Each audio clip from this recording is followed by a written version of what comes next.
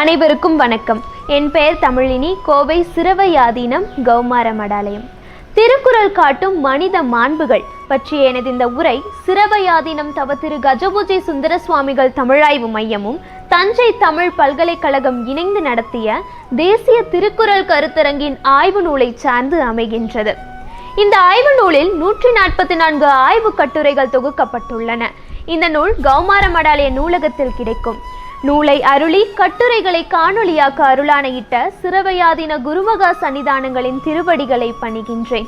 தஞ்சை தமிழ் பல்கலைக்கழகத்திற்கும் கௌமார மடாலய ஊடக பிரிவிற்கும் என் நன்றிகளை உரித்தாக்குகின்றேன்.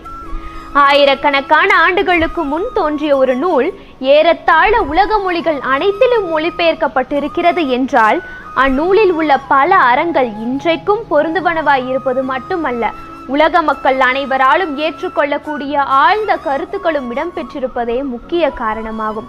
மதச்சார்பற்ற மனித சமுதாயத்திற்கு பொதுவாக இந்நூல் பயன்பட்டிருப்பதால் தான் உலக பொதுமறை என்று குறிப்பிடப்படும் உயர்வினை பெற்று விளங்குகிறது. இந்நூல் கல் தோன்றி மண் தோன்றா காலத்திற்கு முன் தோன்றிய மூத்த குடியான நம் தமிழ் மொழியில் தோன்றியது என்றால் தமிழர்களான நமக்கு கிடைத்த பெரும் பேறு அல்லவா?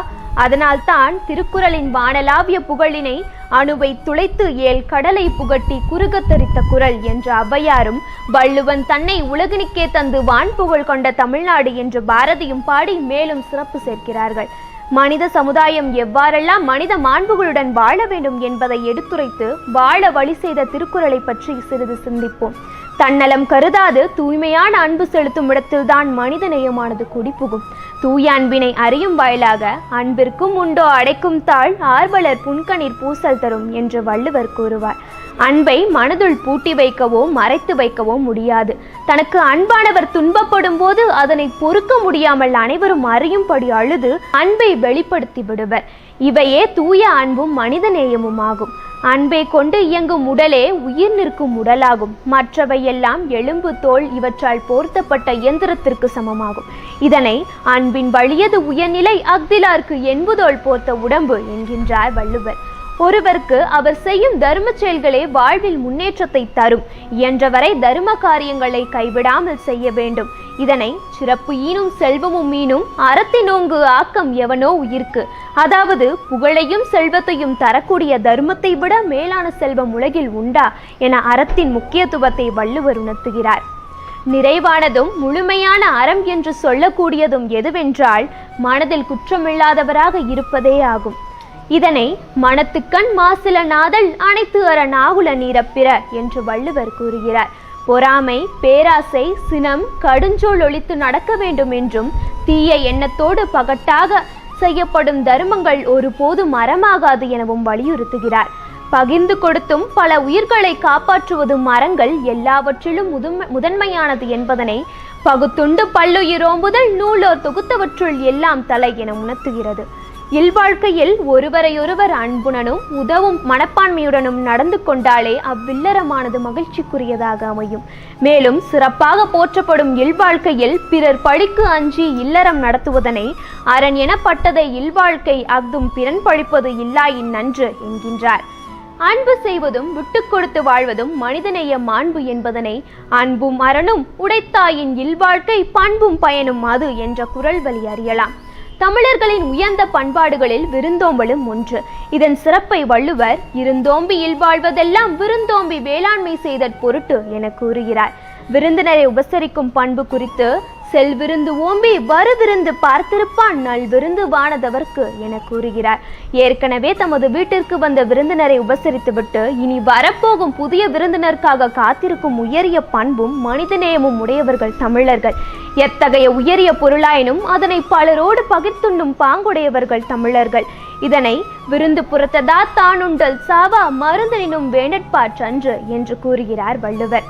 தனது வீட்டிற்கு வெளியே விருந்தினர்கள் இருக்க அமிழ்தமாயினும் தனித்து உண்ணும் வழக்கம் தமிழர்களிடம் இல்லை. அமிழ்தத்தையும் பலரோடு பகிர்ந்துண்ணும் இயல்பினர் தமிழர்கள்.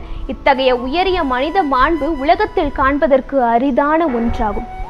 மனித உயிர்கள் அனைத்தும் சமமானவை. சாதியாலோ மதத்தாலோ பணத்தினாலோ வேறுபடுத்தி காண்பது கண்டிக்கப்பட்டதனை பிறப்புக்கும் எல்லா உயிர்க்கும் சிறப்பொவ்வா செய்தொழில் வேற்றுமையான் என வள்ளுவர் கூறுகிறார். பிறப்பினால் சமமான மக்களை செய்யும் தொழில்களால் உயர்வு தாழ்வு பாராட்டக்கூடாது. குற்றம் செய்பவர் யாராக இருந்தாலும் தனக்கு வேண்டியவர் வேண்டாதவர் என்று பாகுபாடில்லாமல் நடுநிலைமையோடு தீர்ப்பளிப்பதே சரியான நீதிமுறையாகும். இதனை ஓர்ந்து கண் நோடாது இறை புரிந்து யார் மாட்டும் தேர்ந்து செய்வதே முறை என்று சமத்துவத்தை தழைத்தோங்க செய்யும் நடுநிலை நீதியை வலியுறுத்துகிறது. அளவுக்கு அதிகமாக ஒருவர் தமக்கு தீங்கு செய்தாலும் அதனை பொறுப்பதை தமிழர் பண்பாகும். இதனை அகழ்வாரை தாங்கும் நிலம் போல தம்மை இகழ்வார் பொறுத்தல் தலை என்கிறார் வள்ளுவர்.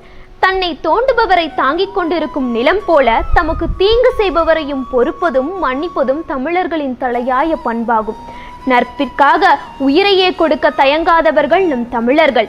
இத்தகைய சிறப்புக்குரிய நட்பினை முகநக நட்பது நட்பன்று, நெஞ்சத்து அகநக நட்பது நட்பு என்கிறார் வள்ளுவர். முகம் வளருவது மட்டுமல்லாமல் உள்ளமும் மகிழும்படி நட்பு கொள்வதே உயர்ந்த நட்பாகும் என்கிறார். மேலும் நட்பிற்குரியோர் துன்பப்படும் போது காலம் தாழ்த்தாது சென்று உதவ வேண்டும் என்பதனை உடுக்க இழந்தவன் கைப்போல ஆங்கே இடுக்கண் களைவதாம் நட்பு என்று விளம்புகிறார். ஆடை நெகிழும் போது கையானது விரைந்து சென்று சரி செய்வது போல அவ்வளவு விரைவாக நண்பனின் துன்பத்தை போக்குவது உயர்ந்த நட்பு மட்டுமல்ல, இதுவே மனிதநேய செயலும் என்கிறார். இது போன்ற அரிய பெரிய கருத்துக்கள் அடங்கிய குறளினை ஒரு குறிப்பிட்ட தலைப்பிற்குள் அடக்கி எழுதுவது என்பது முடியாததாகும். கனி இருப்ப காய்க்க வந்தற்று என்பதற்கேற்ப இனிமை தரக்கூடியதும் பயனுள்ளதும் வாழ்வின் சிறப்புகளை உணர்த்தக்கூடியதுமான பல இலக்கியங்கள் நம் மொழியில் இருக்கும் பொழுது அந்நிய மொழி நூல்களை நாகரிகம் சமுதாய வளர்ச்சி என்ற பெயரில் கற்று காலத்தை வீணாக்குவதை விட்டு நம் தமிழ் மொழியில் உள்ள திருக்குறள் போன்ற தன் நிகரில்லாத நூல்கள் கூறும் வாழ்வியல் கருத்துக்களை நம் சந்ததியினருக்கு எடுத்து கூறி வழிநடத்துவதில் முனைப்புடன் செயல்படுவோம். வாய்ப்பு கிடைத்தால் மீண்டும் சந்திப்போம். மழை எப்போதும் குறைவில்லாமல் பெய்ய வேண்டும். எல்லா வளங்களும் சுரக்க வேண்டும். மன்னன் முறையாக அரசு செலுத்த வேண்டும். உயிர்கள் எல்லாம் குறையின்றி வாழ வேண்டும். வேதங்களில் சொல்லப்பட்ட அறங்கள் ஓங்க வேண்டும். தவ வேள்விகள் நிகழ வேண்டும். மேன்மையான சைவ நீதி உலகம் எல்லாம் விளங்க வேண்டும். வாழ்க தமிழ், வளர்க பாரதம். நன்றி, வணக்கம்.